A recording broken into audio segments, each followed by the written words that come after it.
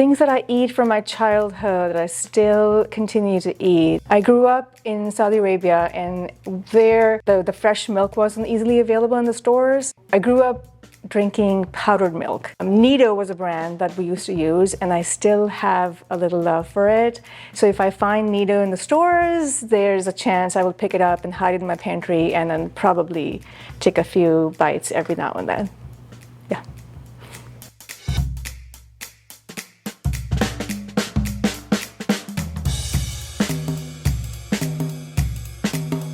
I'm Maryam Ghaznavi. I am the owner and chef of Malika Canteen in Mamsab.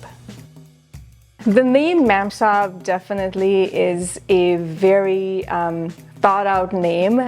It felt very spontaneous when we named it. Mamsab, it's a funny kind of take on boss lady. The word ma'am, it comes from the English language. Madame is a short for ma'am. For us, it was a great way to connect with the South, where, you know, nice ma'am, calling people ma'am is like, seems to be the trend, to be like the way to express our respect, which takes me back to my home. Respect is a huge one for us. For us in my culture, we do never call any adult by their first name or last name ever without having some kind of a title before it. Ma'am was just perfect for us. And then Saab by itself, the word in Urdu means sir. So technically the word Ma'am Saab means Madame, sir, but when you put it together, it's actually a highest honorary title for a female.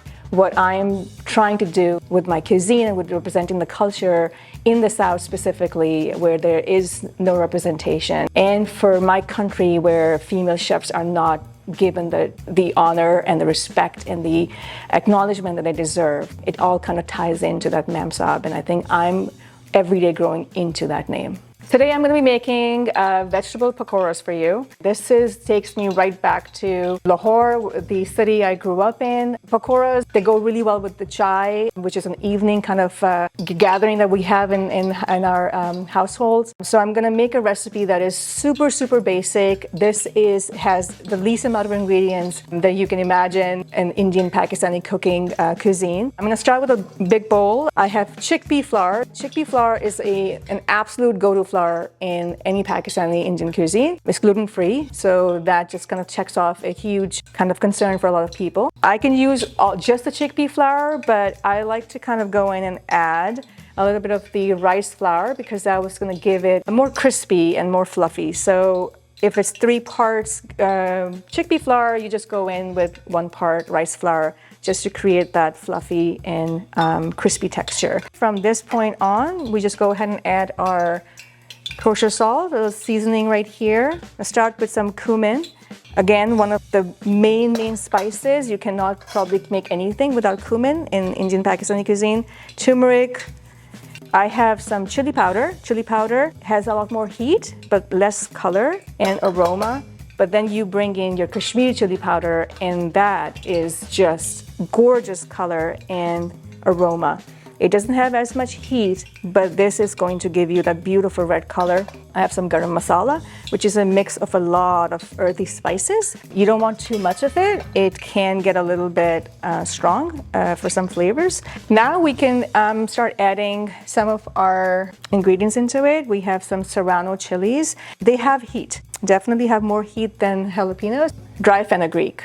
Again, you should always have that in your pantry. This is a spice that is underrepresented, and it needs a lot of attention. It goes really well in your ingredients as part of it, and also as a garnish. I have some fresh cilantro. You can never cook anything without cilantro. Just mix it up a little bit. Now we can go in with our 3 main ingredients for the pakora. Now this is the basic, and then you can go in and replace any of this with whatever you would like. You can do proteins like chicken, shrimp. You can do cheese like paneer. You can also do mushrooms. This is just a nice batter to kind of coat anything that you want and make like into fritters. This is kind of my go-to, which is fresh spinach and some red onions. I prefer red onions over white. They are crunchier and have a little bit more of the kick to it.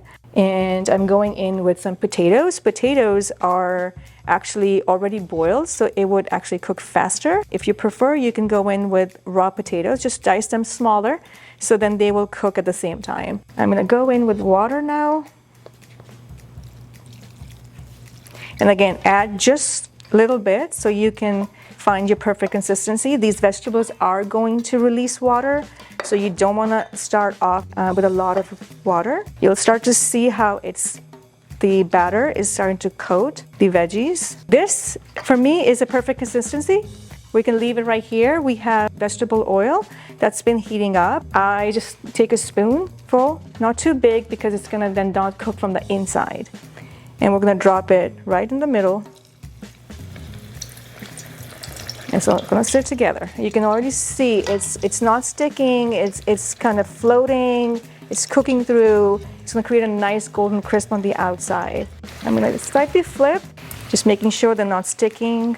You see, this is kind of where we're at. It's already gorgeous. I'm just gonna let it cook a little bit more. So make sure you have a vessel with some kind of a paper. I like using newspaper just because this reminds me again back home. This is how it was served on the streets. These ones look pretty done to me. One way you can check them is once we take them out, open this up, you should be able to see that there's no wet batter and it's super, super crispy from the outside, but a little bit soft on the inside. This is like a mixture of Kashmiri chili, red chili powders, and chaat masala. And this one goes beautifully on every single thing that we eat, from fries to pakoras. I have this mixture here called chaat masala. Again, if you are gonna buy one thing, buy chaat masala. It has a dry mango powder in it, which just kicks everything up to the next level. A little bit of your cilantro and the fenugreek. I'm Maryam Ghaznavi. I am the chef and owner of Malika and Mamsab, and this is my recipe for vegetable pakoras.